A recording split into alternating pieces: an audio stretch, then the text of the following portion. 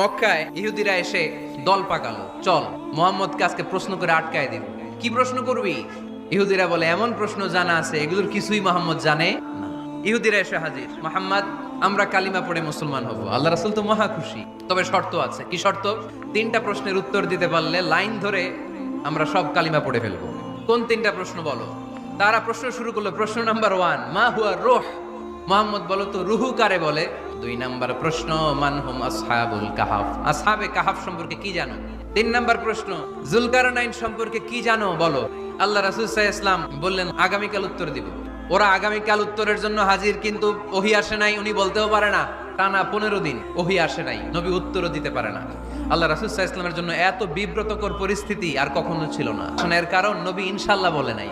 এবার আল্লাহ 3টা প্রশ্নের উত্তর জানায় দিলেন। এবার নবী দাঁড়িয়ে গেলেন, বললেন কার কার উত্তর লাগবে আসো। রূহ হলো আল্লাহর আদেশ, আল্লাহর আদেশে ঢুকে আর